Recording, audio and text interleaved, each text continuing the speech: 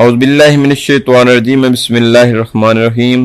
سلطان محمد فاتح سلطان محمد ثانی جو سلطان محمد فاتح کے نام سے معروف ہوئے 833 ہجری بمطابق 1429 کو پیدا ہوئے اور 886 ہجری بمطابق 1481 کو دارالفانی سے دارالبقاء کی طرف روانہ ہو گئے۔ آل عثمان کے سلسلہ سلاطین کے یہ 7ویں سلطان ہیں جنہیں فاتح اور ابو الخیر کے لقب سے شہرت ملی۔ انہوں نے تقریباً 30 سال تک حکومت کی۔ ان کا دور حکومت مسلمانوں کے لیے خیر و فلاح اور عزت و شان و شوکت کا باعث ہوا۔ اپنے والد کے وصال کے بعد 16 محرم 855 ہجری بمطابق 18 فروری 1451 کو تخت سلطنت پر جلوہ افروز ہوئے۔ اس وقت ان کی عمر صرف 22 سال کی تھی۔ سلطان محمد فاتح بے مثال شخصیت کا حامل انسان تھا۔ اس میں قوت اور عدل دونوں صفات بیک وقت جمع تھی۔ اسی طرح مختلف علوم و فنون میں وہ اپنے ہمعصروں پر فوقیت رکھتا تھا۔ یہ علوم و فنون اس نے مدرسۃ العمراء سے حاصل کیے تھے۔ بالخصوص مختلف زبانوں میں مہارت کے حوالہ سے وہ دوسروں سے کہیں آگے تھا اور کتاب تاریخ کا مطالعہ کا خاص شوق رکھتا تھا۔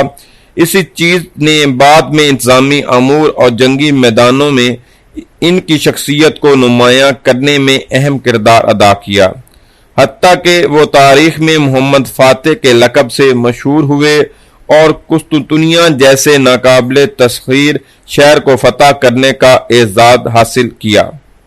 سلطان محمد فاتح نے وہی پالیسی اختیار کی جو اس کے آباء و اجداد نے اختیار کی تھی۔ تخت نشین ہونے کے بعد سب سے پہلے اس نے مختلف تنظیمی اداروں کی تنظیم نو کی اور مالی امور کو بہتر بنانے کی طرف خصوصی توجہ دی۔ اس نے ملکی ذرائع آمدنی اور خراجات کی اس طرح منصوبہ بندی کی کہ اسراف اور عیش و عشرت کی گنجائش نہ رہی۔ فوج کی بھی تنظیم نو کی گئی اور اس کی مختلف شعبوں میں پائی جانے والی کمزوریوں کو دور کرنے کی طرف خصوصی توجہ دی۔ فوج کے لیے خصوصی رجسٹر بنائے گئے اور ان کی تنخواہوں میں اضافہ کیا گیا۔ نیز اس دور کے جدید اسلحہ سے انہیں ہر طرح سے لیس کیا گیا۔ ڈسپلن قائم کرنے کی غرض سے فوج کے لیے سخت قوانین تشکیل دیے۔ اگر کسی فوجی نے کوتاہی کی یا اپنی ڈیوٹی میں سستی و کاہلی کا شکار ہوا تو اسے نوکری سے الگ کر دیا گیا۔ دربار شاہی کی طرف بھی خصوصی توجہ مبذول کی۔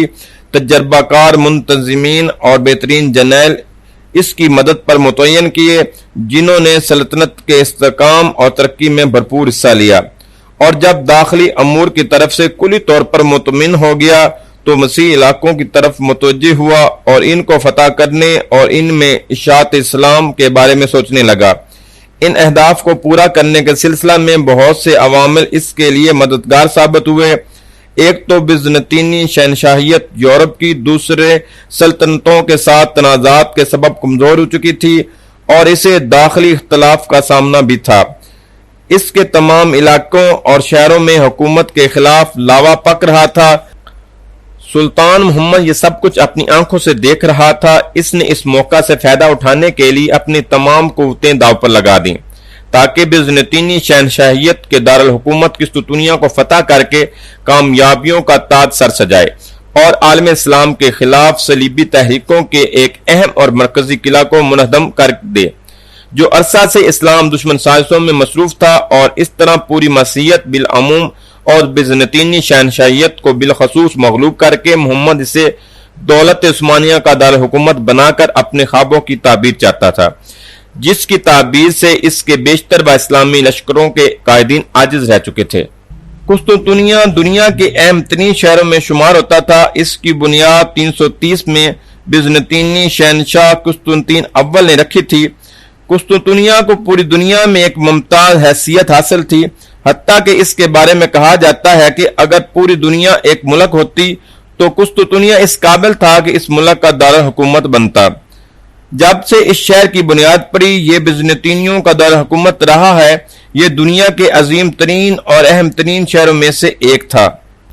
جب سے مسلمانوں نے بزنطینی سلطنت کے ساتھ جہاد شروع کیا تو اس شہر کو اس جنگ میں ایک خاص مقام حاصل تھا۔ اس لیے رسول اللہ صلی اللہ علیہ وسلم نے اپنے صحابہ کرام رضی اللہ تعالی عنہ کو کئی موقع پر اس کی فتح کی بشارت دی۔ ان میں سے ایک موقع غزوہ خندق میں پیش آنے والا مشہور واقعہ ہے۔ اس لیے مسلمان خلفاء اور اسلامی عساکر کے کئی قائدین مختلف ادوار میں اس کو فتح کرنے میں مسابقت کرتے رہے، تاکہ یہ بشارت رسول اللہ صلی اللہ علیہ وسلم کی ان کے حق میں پوری ہو کہ قسطنطنیہ جس شخص کے ہاتھ پر فتح ہوگا وہ امیر بہترین امیر ہوگا اور وہ لشکر بہترین لشکر ہوگا۔ اسی لیے حضرت امیر معاویہ رضی اللہ تعالیٰ عنہ کے دور سے عساکر اسلامیہ کے ہاتھ اس کی طرف بڑھتے رہے ہیں۔ قسطنطنیہ پر مسلمانوں کی طرف سے سب سے پہلا حملہ 44 ہجری میں ہوا، لیکن یہ حملہ کامیاب نہ ہوا۔ پھر حضرت امیر معاویہ رضی اللہ تعالیٰ عنہ کے دور خلافت میں کئی دوسرے حملے کیے گئے، لیکن سب ناکام رہے۔ اسی طرح عمودی سلطنت نے قسطنطنیہ کو فتح کرنے کے لیے ایک اور کوشش کی۔ یہ حملہ عمودی دور کا سب سے بڑا حملہ شمار ہوتا ہے۔ یہ حملہ سلیمان بن عبد المالک کے دور حکومت میں 98 ہجری کو کیا گیا۔ شہر قسطنطنیہ پر حملوں کا سلسلہ جاری رہا، حتیٰ کہ عباسی خلافت کے ابتدائی دور میں دولت بزنطینی پر بہت زیادہ حملے ہوئے، لیکن کوئی حملہ کامیاب نہ ہوا۔ نہ تو قسطنطنیہ فتح ہوا اور نہ ہی ان کی دفاعی پوزیشن کو کچھ زیادہ نقصان پہنچا۔ ہاں، بزنطینی حکومت کی چولیں ہل گئیں اور ان کے داخلی صورتحال پر اس کے اثرات مرتب ہوئے۔ بالخصوص ہارون رشید کے عہد خلافت میں 190 ہجری کو جو حملہ ہوا، اس نے اس حکومت کو جھنجھوڑ کر رکھ دیا۔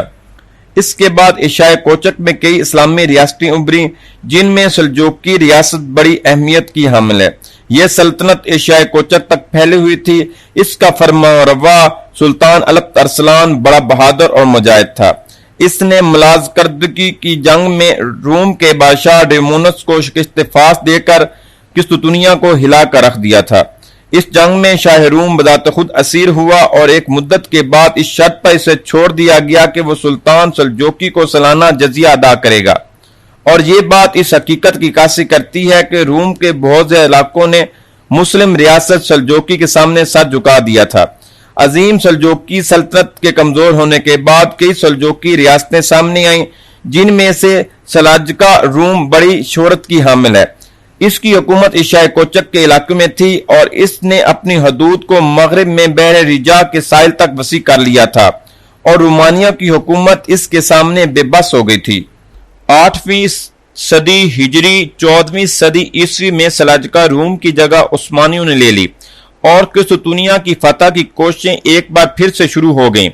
اس کی ابتدا اس وقت ہوئی جب بایزید، جو السائقہ کے نام سے معروف تھے، فتح قسطنطنیہ کی کوشش کی اور 796 ہجری بمطابق 1393 میں بڑی شدت سے قسطنطنیہ کا محاصرہ کیا۔ سلطان نے شہر کا محاصرہ اس شدت سے کیا کہ بزنطینی شہنشاہ سے مذاکرات کے دوران یہ مطالبہ کیا گیا کہ وہ شہر مسلمانوں کے حوالے کر دے، لیکن وہ ٹال مٹول سے کام لیتا رہا اور مذاکرات کو طول دے کر اسلامی فوجوں کو قسطنطنیہ سے پیچھے دھکیلنے کے لیے یورپ سے مدد طلب کرتا رہا۔ قریب تھا کہ بایزید کے ہاتھوں قسطنطنیہ فتح ہو جاتا، لیکن اسی اثناء میں خبر پہنچی کہ مغلوں نے تیمور لنگ کی قیادت میں عثمانی علاقوں پر حملہ کر دیا ہے اور ان علاقوں میں فتنہ فساد کا بازار گرم کر رکھا ہے۔ سلطان بایزید کو مجبوراً محاصرہ اٹھانا پڑا اور اپنی فوجوں کو لے کر مغلوں سے جنگ کرنے کے لیے پیچھے ہٹنا پڑا۔ مغلوں کے خلاف فوج کشی میں بھی سلطان بایزید نے خود قیادت کی اور انقرہ کے مقام پر دونوں مسلم فوجوں کے درمیان گھمسان کی جنگ ہوئی۔ بالآخر بایزید کی فوج کو شکست ہوئی۔ سلطان بایزید تیمور کے ہاتھوں گرفتار ہو گئے اور قید کی حالت میں 1402 کو اس دنیا فانی سے چلے گئے۔ نتیجتاً دولت عثمانیہ افراق و انتشار کا شکار ہو گئی اور فتح قسطنطنیہ کی سوچ کچھ وقت کے لیے مدھم ہو گئی۔ دولت عثمانیہ کو جو ہی استحکام نصیب ہوا اور حالات درست ہوئے تو روئے جہاد پھر سے عروج پر آ گئی اور سلطان مراد ثانی کے دور حکومت میں قسطنطنیہ کی فتح کی پھر سے کوششیں ہونے لگیں۔ عثمانیوں نے اس کے دور حکومت میں کئی بار قسطنطنیہ کا محاصرہ کیا۔ ان کوششوں کے عرصہ میں بزنطینی بادشاہ عثمانیوں کے صفوں میں فتنہ فساد پیدا کرنے اور بیرونی طاقتوں کو سلطان کے خلاف مدد دینے کی کوششوں میں مصروف رہا، اور اس طرح نصرانی بادشاہ سلطان کو اپنے مقصد سے، جس پر وہ بہت حریص تھا، غافل رکھنے میں کامیاب رہا۔ عثمانی اپنے ارادوں کو پورا نہ کر سکے، حتیٰ کہ سلطان بایزید کے بیٹے سلطان محمد فاتح کے دور میں مسلمانوں کی فتح قسطنطنیہ کی یہ آرزو پوری ہوئی۔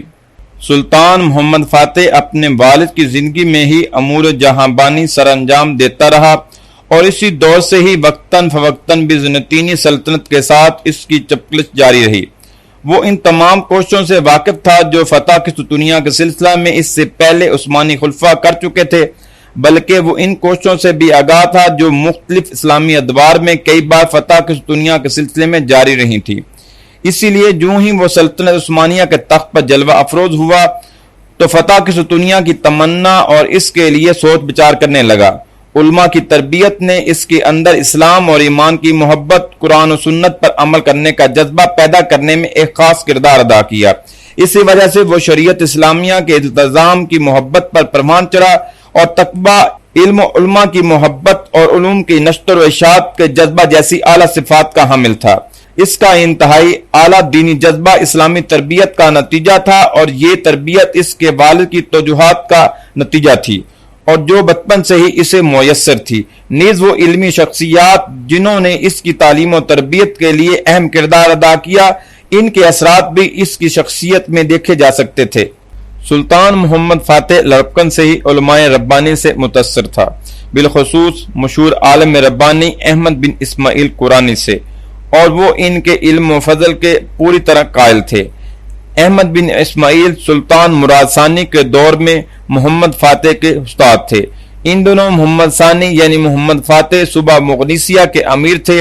باپ نے ان کی تعلیم کے لیے کئی معلم بھیجے، لیکن محمد فاتح نے کسی کا حکم نہ مانا اور ان اساتذہ سے ایک حرف بھی نہ پڑھا، حتیٰ کہ اس نے قرآن مجید بھی ختم نہیں کیا تھا۔